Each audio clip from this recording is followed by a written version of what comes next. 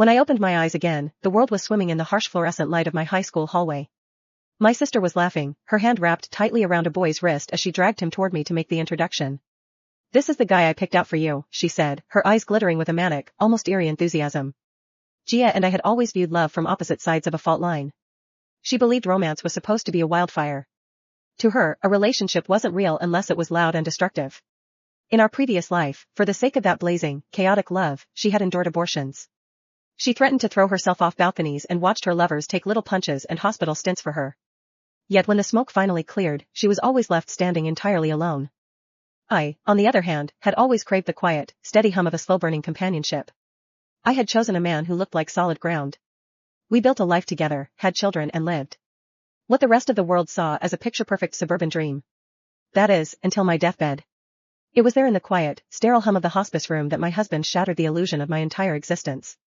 With a voice as cold as winter rain, he told me our life together had been suffocating. He told me he only married me to fulfill a promise he'd made to Gia.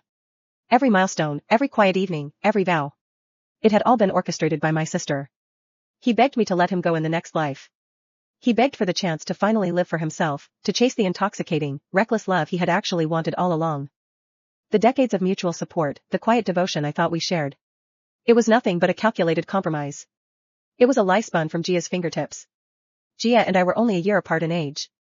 Because it was easier for my parents, they started me in kindergarten a year early. So we could be in the same grade. Though we shared the same blood, Gia got all the light.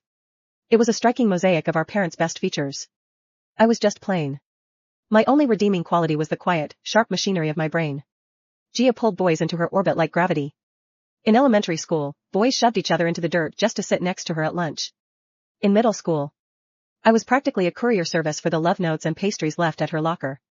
By high school, boys were literally doing her homework just for the chance to breathe the same air. I was just the unremarkable bookworm standing in her shadow, flanked by a small circle of equally invisible friends. Perhaps that was why our views on love fractured so violently. She met the drama, she thrived on it. In the life before this one, Gia's pursuit of that epic romance destroyed her. She ran through toxic boyfriends, terminated pregnancies, and let the stress and heartbreak physically hollow her out. By the time she was diagnosed with cancer in her early 40s, she was a ghost of her former self. I remember visiting her in the oncology ward. The room smelled of bleach and wilting flowers. I asked her if she regretted it.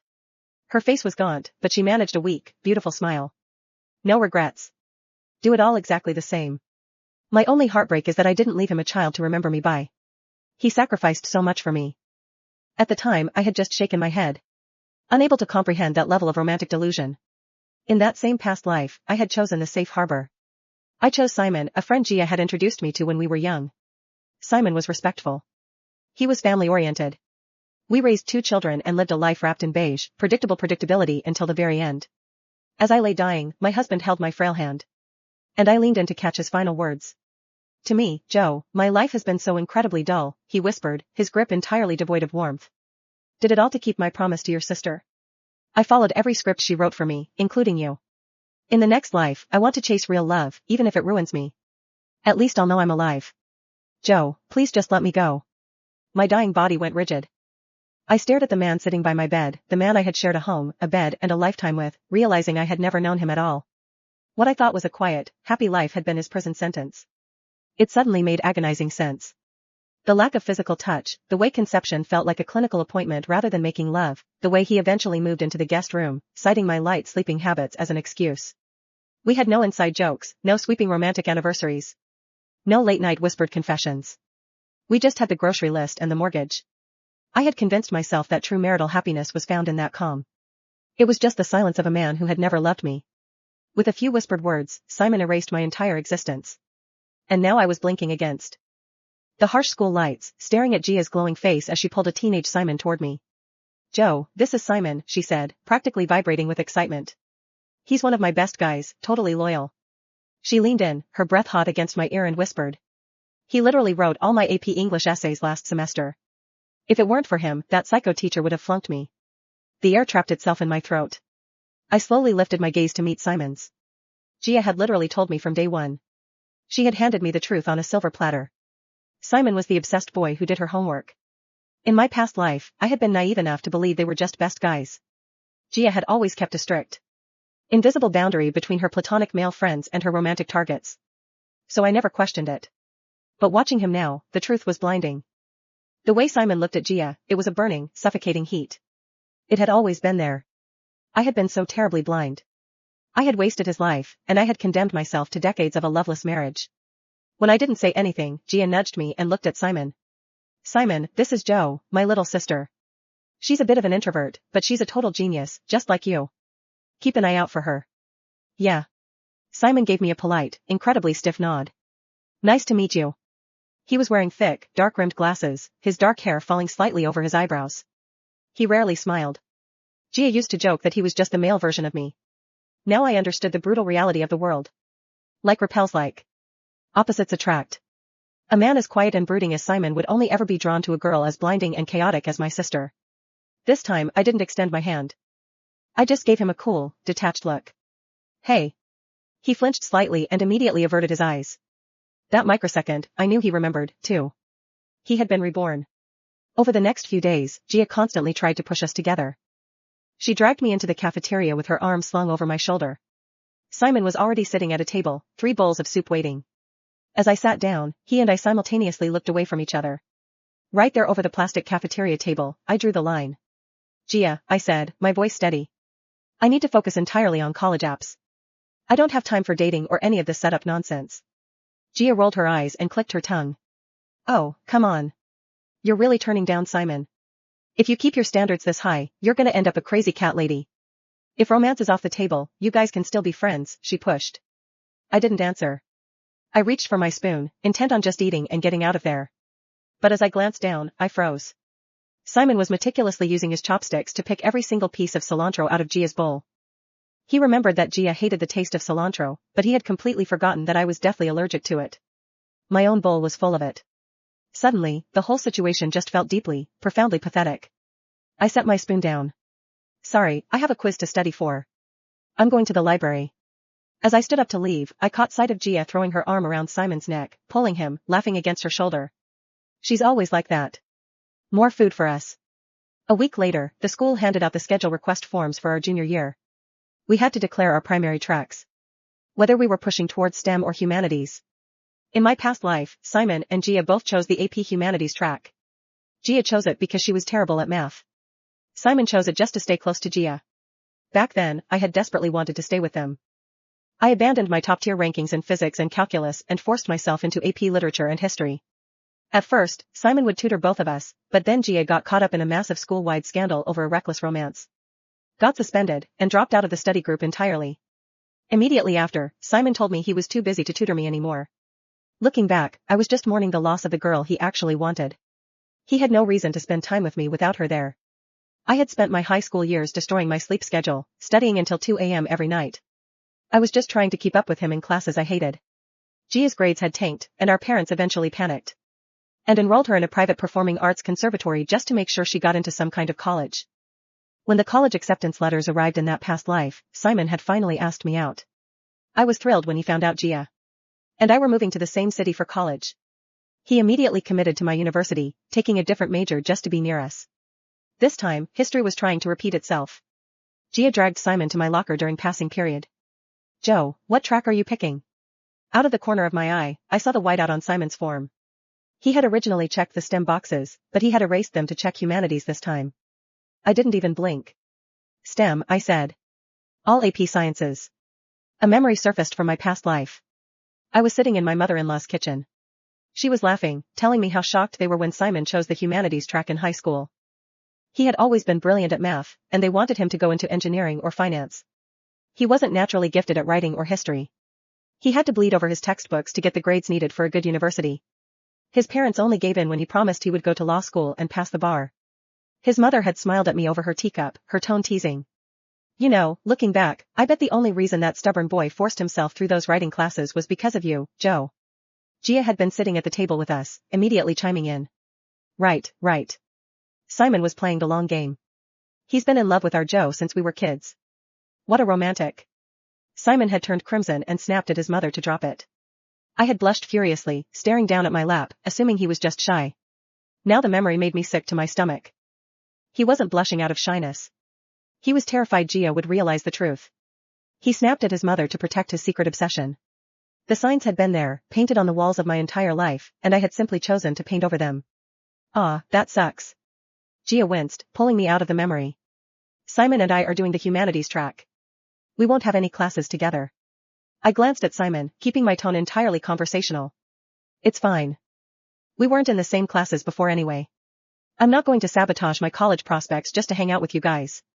Gia opened her mouth to argue, but a voice called out from down the hall. It was a senior boy, Damon, the man who in my past life would become Gia's deeply toxic on-again, off-again obsession for the next 20 years. As Gia ran off toward Damon, I watched Simon's eyes darken. The mask slipped for a second, revealing a raw, ugly jealousy before he turned and walked away. That afternoon, I went to fill my water bottle at the fountains. Near the gym, Simon was waiting for me. He stepped into my path, effectively cornering me. Joe, we need to talk. Come here. I raised an eyebrow. Whatever you have to say, you can say it here. He grabbed my arm, pulling me into an empty classroom and shut the door. He didn't waste time. I know you remember, too, he said, his voice low. But you don't need to push me away like this. I stared at him, genuinely baffled by his audacity. What do you expect me to do? If you're in love with my sister, then grow a spine and pursue her. Stay away from me. Simon went completely still. For the first time since their rebirth, the calm mask cracked. You know. I know everything. His fingers slowly loosened from her wrist. In our last life, I continued, you married me because of a promise. You spent 40 years pretending. I won't make the same mistake twice. His face turned pale. It wasn't pretending all the time. I laughed. It was a small laugh. Sharp enough to cut. Really? Then which part was real? The separate bedrooms? The anniversaries you forgot?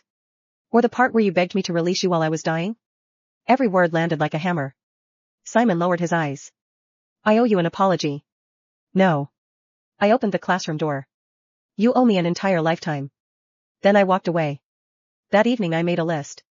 Not of revenge. Of opportunities. Because rage could burn for a month. Money could burn people for decades. I still remembered everything from my previous life. The companies that exploded overnight. The cryptocurrencies that became fortunes before collapsing. The neighborhoods that tripled in value. The scholarship programs that disappeared. The professors whose research would later win international awards.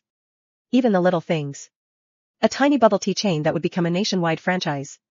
An online bookstore that would eventually dominate e-commerce. A bankrupt gaming company that would later create the biggest mobile game in the country. I couldn't invest yet. I was still 16. But I could prepare. I quietly opened a notebook. Every page became a treasure map. Dates. Names. Stock symbols. Future mergers. Lottery numbers. Patent announcements. Olympic winners. Everything my older self could remember. By sunrise, I had written nearly 80 pages. This life. I wasn't going to marry well. I was going to become rich enough that marriage became optional. The first domino fell 2 weeks later. Our school announced an entrepreneurship competition. First prize was only $5,000. Everyone ignored it. I didn't. Using knowledge from my previous life, I designed a business proposal for biodegradable food packaging. In my last life, companies had fought over that exact technology years later. Right now, no one cared. The judges called it visionary. I smiled politely while accepting first place. $5,000. To everyone else, it was pocket change. To me, it was seed money. I invested every cent. Not in stocks. Not yet. I bought an old domain name. Several, actually. Names that sounded ridiculous today. But I knew multinational companies would eventually pay millions to acquire them. My classmates laughed. Joe bought internet addresses? What a waste. She's such a nerd. I simply smiled. Laugh while you can. Meanwhile, Gia's love life began exactly as before. Damon flirted. Ignored her. Flirted again. Made her jealous. Apologized. Started another fight. She called it passionate. I called it predictable. Simon hovered nearby like a ghost. Never confessing. Never leaving. Exactly the same. Only this time, I wasn't standing between them. Then an unexpected opportunity arrived. One afternoon Damon approached me. Hey. I looked up from my physics homework. What? I heard you're the smartest girl in school. I've heard that too. He chuckled. I need help planning something. I remembered. In our previous life. This was the beginning. Damon planned an elaborate confession to Gia. A rooftop dinner. Hundreds of candles. A live band. She cried. Accepted. Then they broke up 3 weeks later. I smiled. What kind of help? He leaned closer. I want to surprise Gia. Of course you do. I pretended to think. I actually have an incredible idea. For the next month. I became his most enthusiastic advisor. Need a romantic vacation? Absolutely. Don't settle for Paris. Too ordinary. Santorini? Overrated. Bali? Everyone goes there. If you really love someone, you should take her somewhere unforgettable. His eyes lit up. Like where? I slowly unfolded a glossy travel magazine. My finger landed on a photograph of endless snow. Northern lights. Ice mountains. Tiny wooden cabins. Alaska. His jaw dropped. Seriously? It's exclusive. It's peaceful. No paparazzi. No crowds. The two of you can reconnect with nature. I almost laughed. Reconnect? No. Reconnect with bears. He became more excited by the second. I've never even thought about Alaska. Exactly. That's what makes it romantic. The funny part? Everything I told him was technically true. It really was beautiful. I simply neglected to mention. The remote lodge I recommended had almost no cell phone reception. Winter storms regularly delayed flights. Roads closed without warning. And Gia, the girl who couldn't survive a day without attention, absolutely hated the cold. When Gia heard the plan, she squealed. Joe. You're a genius. I know. I've always dreamed of somewhere unique. I smiled warmly. I thought you'd like it. Simon frowned. I don't think Alaska is a good idea. Gia pouted immediately. Why not? He hesitated. He couldn't explain. Something about the trip filled him with inexplicable dread. Perhaps because in another lifetime, he had spent years cleaning up Damon's messes. Or perhaps instinct was finally trying to save him. Too late. Damon wrapped an arm around Gia. We're going. Gia kissed his cheek. I can't wait. I watched them leave hand in hand. 1 ticket. 2 suitcases. 0 sympathy. That night, I checked another item off my notebook. Damon and Gia occupied. Perfect. While they chased dramatic romance across frozen mountains, I'd be attending an investment conference for high school entrepreneurs. The keynote speaker? An unknown angel investor. In 20 years, he would become one of the richest men in the country. Most students wanted selfies with celebrities. I wanted his business card. Because in this life, my greatest revenge wasn't making my enemies miserable. It was making them too distracted to notice that, while they were chasing fireworks, I was quietly building an empire. The investment conference was held in a plain convention center on a rainy Saturday. Most students were there for the participation certificate. I was there for the people. I skipped the motivational speeches and headed straight for the networking tables. There he was. A young venture capitalist in an inexpensive navy suit, standing alone with a paper cup of coffee while everyone crowded around the celebrity entrepreneur giving autographs. Just as I remembered. In my previous life, articles would later call him a visionary. Today, nobody knew his name. I walked over. Excuse me. Is this seat taken? He looked up, surprised. No. For the next 20 minutes, we talked about emerging technology, renewable materials, and demographic trends. I couldn't reveal that I knew the future. Instead, I framed everything as educated guesses. When the conversation ended, he handed me a business card. If you ever build something, he said with a smile, email me. I will. As I tucked the card into my notebook, I silently crossed off another item. 1 connection secured. The following Monday, the school buzzed with gossip. Did you hear? Damon and Gia are stuck in Alaska. What? The airport shut down because of a blizzard. They've been there 4 extra days. Students burst into laughter. Someone had even found Gia's social media posts. The first pictures had been glamorous. Gia in a white fur coat beneath the northern lights. Gia posing beside a sled dog. Gia calling it the most magical trip ever. The later posts were much less elegant. Flight cancelled again. Why is there no signal here? I'm freezing. I miss bubble tea. One video showed Damon trying to shovel snow away from the cabin while Gia complained in the background. Even I had to hide a smile. Everything had gone exactly as expected. Simon, however, looked increasingly uneasy. He kept checking his phone during class. During lunch, he suddenly stood. I'm going to call them. His friends blinked. They're fine. The weather report says they're safe. Simon clenched his jaw. I know. But he still walked away. Watching his retreating figure, I realized something. In my previous life, whenever Gia got herself into trouble, Simon had always been the one cleaning up after her. He had become so used to rescuing her that he couldn't stop himself. Even after being reborn. Even when she was dating someone else. Old habits were stronger than memories. 3 days later, Gia finally returned. She marched into school wearing designer sunglasses despite the cloudy weather. I'm never going somewhere cold again. Everyone laughed. What happened? She launched into an exaggerated story.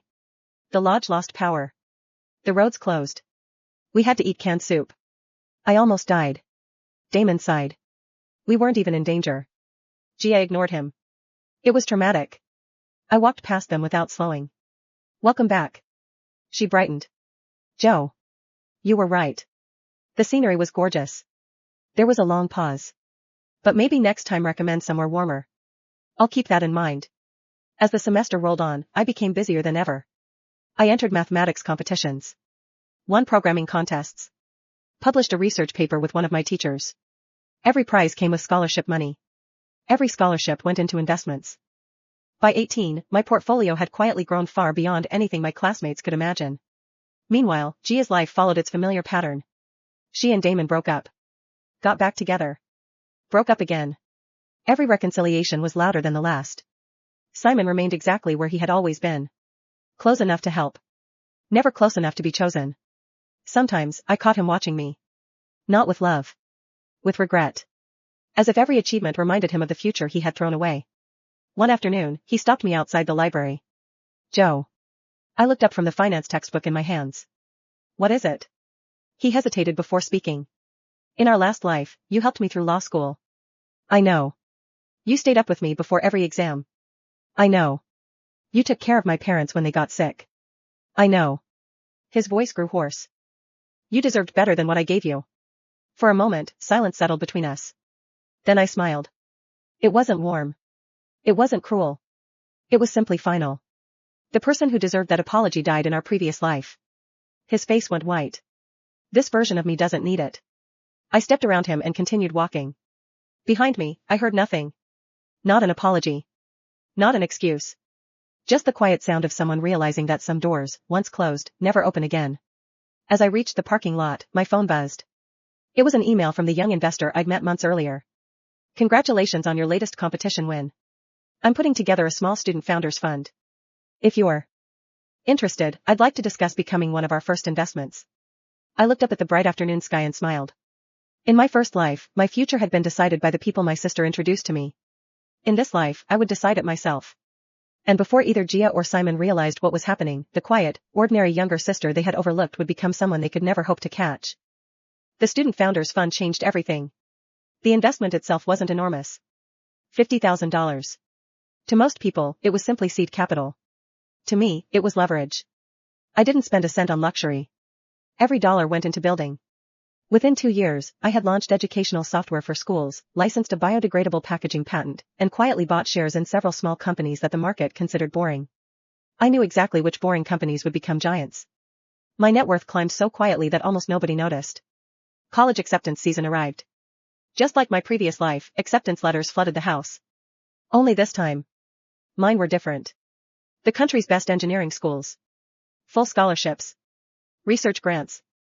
An invitation to an honors entrepreneurship program that accepted fewer than 20 students every year.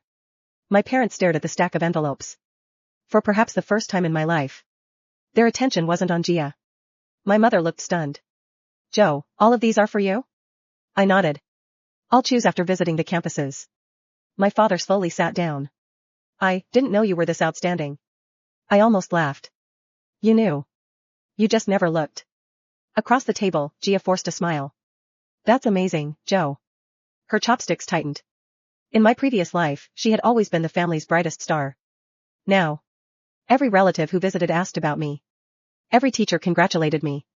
Every neighbor praised me. The spotlight hadn't disappeared. It had simply moved. A week later, Gia burst into my room without knocking. I need a favor. I didn't look up from my laptop. What kind? Damon wants to start a clothing brand. Congratulations. He needs a business plan. So? You're good at that stuff. I finally raised my eyes. No. She blinked. No? I have my own work. But it'll only take a weekend. So will climbing a mountain. She frowned. You're being selfish. I smiled pleasantly. I've become very protective of my weekends. She left, slamming the door hard enough to shake the picture frames. Damon's clothing brand failed within 6 months. Exactly as it had in my previous life. The only difference. This time no one was around to rescue it. During sophomore year of college, my company signed its first major licensing deal. The amount made headlines. Not because it broke records. Because the founder was only 20 years old. News outlets wanted interviews. Business magazines called me the quiet genius. Investors competed for meetings. I accepted very few. Money was easy to find once people believed you didn't need it. One Saturday afternoon, I attended an alumni charity gala. Crystal chandeliers sparkled overhead. A string quartet played softly. I had just finished speaking with an investor when I heard a familiar voice. Joe? I turned. Simon stood a few feet away. He looked older than his age. His suit was well-tailored but worn. Dark circles lingered beneath his eyes. He was now an overworked junior associate at a law firm. In my previous life, I had ironed his shirts. Packed his lunches. Stayed awake waiting for him after midnight. Now. He looked at me like I was a stranger. I didn't know you'd be here, he said. I'm one of the sponsors. His eyes widened. Sponsor? The scholarship fund. He looked toward the stage where my company logo stood beside several multinational corporations. For a long moment. He simply stared. I read about your company, he finally admitted. I'm happy for you. Thank you. Another silence. Then he quietly asked. Are you happy? I considered the question carefully. I sleep well. I enjoy my work. I don't wake up wondering whether someone settled for me. Yes. I'm happy. His throat tightened. Before he could answer, another guest approached me. Ms. Lin. It was the young venture capitalist I'd met years ago. Only now. He was one of the youngest billionaires in the country. He smiled warmly. The board is waiting. I'll be right there. As we walked away together, I heard whispers spreading through the ballroom. So that's Joe. She's the founder? I heard she's worth hundreds of millions already. No wonder everyone wants to work with her. Simon remained standing exactly where I'd left him. Alone. A month later, another piece of news reached me. Gia and Damon had broken up. Again. Only this time, it was permanent. He had emptied their joint account to fund another reckless business idea before disappearing overseas with a new girlfriend. Some relatives expected me to help. After all, I was the successful sister. I simply transferred enough money to cover Gia's rent for 3 months. Nothing more. No lectures. No rescue. No lifelong responsibility. Sometimes the cruelest lesson wasn't revenge. It was allowing people experience the consequences they had spent years avoiding. As I closed my banking app, another email appeared. My newest investment had just gone public. The value of my shares had multiplied overnight. I smiled to myself. In my previous life, I had spent decades building a comfortable life for a man who loved someone else. In this one, every brick I laid